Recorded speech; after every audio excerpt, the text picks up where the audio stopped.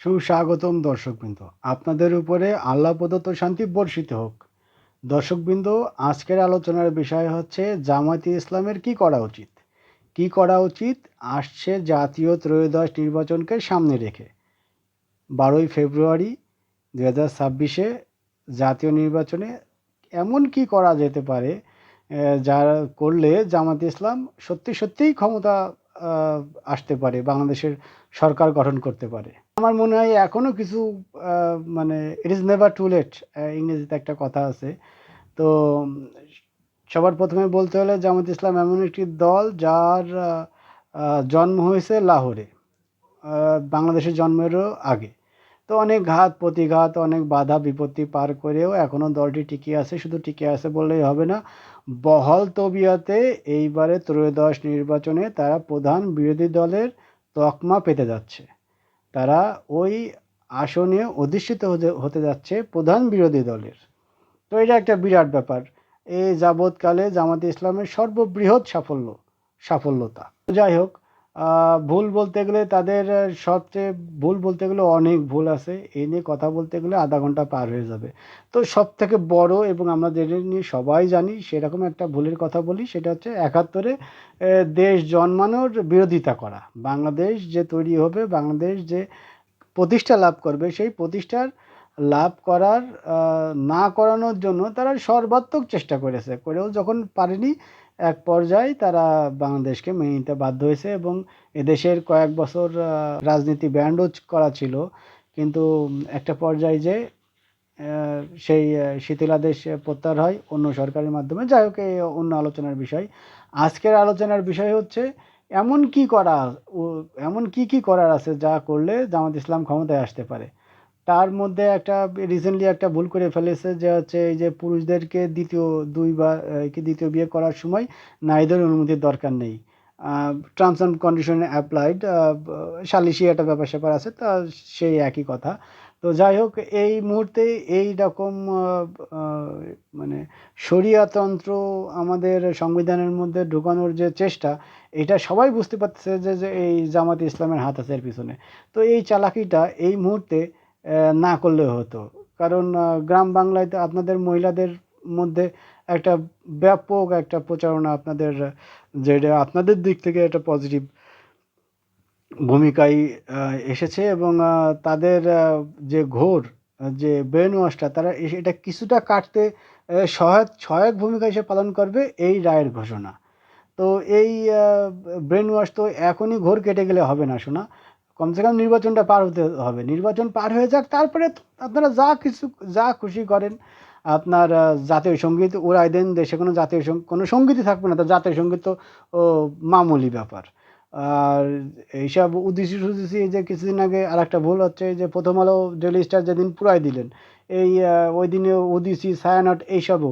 আরে বাবা, বাংলাদেশের একটা কালচারাল প্রতিষ্ঠান উদিসি ছায়ানট, সংস্কৃতির চর্চা হয়। তা আগে যে সরকারগুলো ছিল তারা এমনিতেই এদের পরে প্রচণ্ড উদাসীনতা পরিচয় দিয়েছে।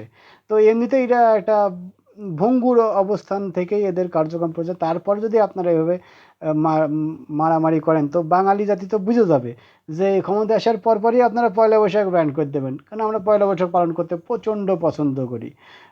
ভোরবেলায় 21শে ফেব্রুয়ারিতে শহীদ মিনারে ফুল দিয়ে মানে আমরা শ্রদ্ধা নিবেদন করি আমাদের শহীদদের উপরে। তো যাই হোক, ও এইগুলো যা পরিবর্তন করতে হবে, বা ক্ষমতা এসে নেন তারপরে আপনাদের আসল রূপটা দেখেন। এখন পুরো টিনির চশমা পরে ঘুরে বেড়াতে হবে।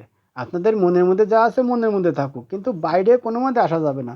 এই উদিসি ভাঙা, আর এই যে পুরুষদেরকে বিয়ে করতে গেলে হচ্ছে আপনার স্বামী প্রথম স্ত্রীর অনুমতি নেওয়ার দরকার নেই।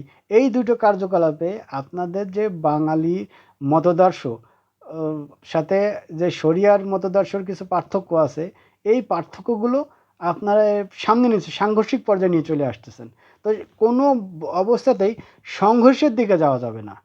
বাঙালির যে হৃৎপিণ্ড, বাঙালির যে স্পন্দন, এই স্পন্দন আপনাকে বুঝতে হবে ডাক্তারের মতো। আপনার নাম তো ডক্টর শফিকুল ইসলাম। তো যাই হোক, শফিকুর রহমান সম্ভবত, কি শফিকুল ইসলাম, যাই হোক। তো আপনি তো আপনার পালস চেক করা সম্পর্কে খুব ভালোভাবে বোঝেন, তো বাঙালির পালস আপনাকে বুঝতে হবে।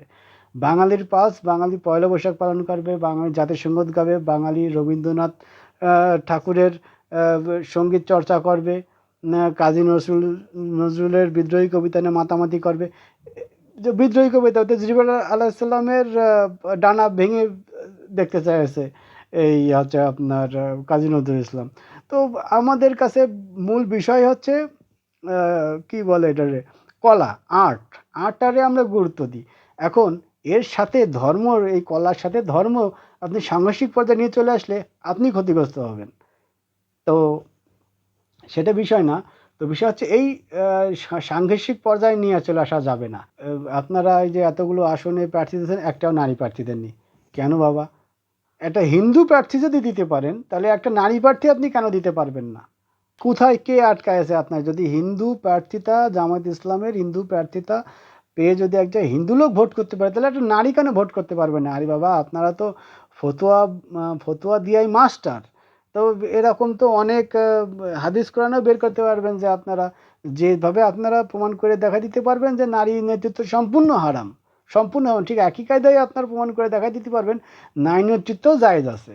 তো আপাতত কমসে কম ৫-১০ জন নারী প্রার্থী যদি ঘোষণা করে দেন, তো ওই নারী প্রার্থীদের দেখা দেখি আরও ৫০ জায়গায় আপনাদের প্রার্থী জিতে যাবে। আপনি কনফার্ম থাকেন, কনফার্ম থাকেন, কারণ দাড়ি টুপিরা আলারা প্রায় এক জায়গায় চলে আসে। তো তৃতীয় যে পরামর্শ, সেটা হচ্ছে হাত পাখা আপনাদের থেকে ছুটে যাচ্ছে। কোনোভাবেই হাত পাখার বাতাস থেকে বঞ্চিত হওয়া যাবে না, কোনো অবস্থাতেই না।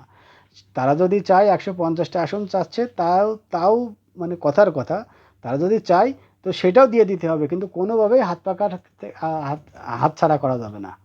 যদি হাত পাখা হাতছাড়া করে দেন, আপনি জেনে রাখেন আপনাদের যে ১১ দলীয় যে জোট হচ্ছে, তার মধ্যে ৩টা দাঁড়িপাল্লা, আপনার হাত পাখা আর মিনার, এই ৩টে ছাড়া নিজস্ব ভোট বলে আপনার ৩ জন মিলেই ৩% সারা বাংলাদেশের।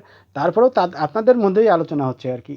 তো এদের ছাড়া এই এনসিপি বলেন, এলডিপি বলেন, অমুক তমুক সমুক, এদের কোনো ভোট ব্যাংক নেই। এদের কোনো আপনাদের তাদের দ্বারা আপনাদের আসনের বা আপনাদের কোনো সহায়তা হচ্ছে না, বরঞ্চ আপনাদের এই দাড়ি টুপির ফয়দা তারা লুটবে।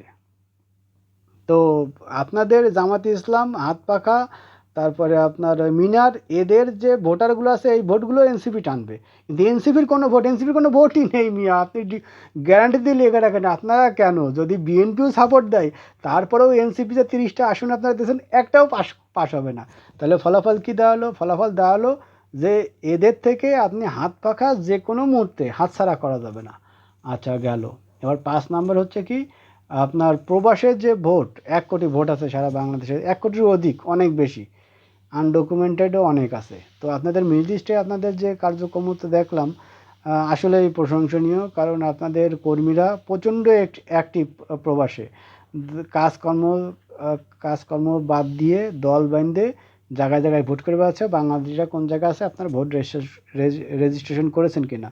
তো এটা আসলেই প্রশংসনীয়, কারণ এটা বিএনপির করতে দেখিনি, বিএনপির যেমন কোনো সংগঠন আমি মিডল ইস্টে দেখিনি। তো যাই হোক, এইটার আপনার ভোট বাহিনী দিয়ে এই ১ কোটিরে কীভাবে ৫ কোটি বানায় ভোট ব্যাঙ্কে কাজ করতে হবে, এ তো পরামর্শ আপনার দিয়ে দেওয়া লাগবে না, এ তো আপনি ভালোই বোঝেন। তো এটার পরেও একটু বেশি করে দৃষ্টিপাত দিয়ে নেই আর কি।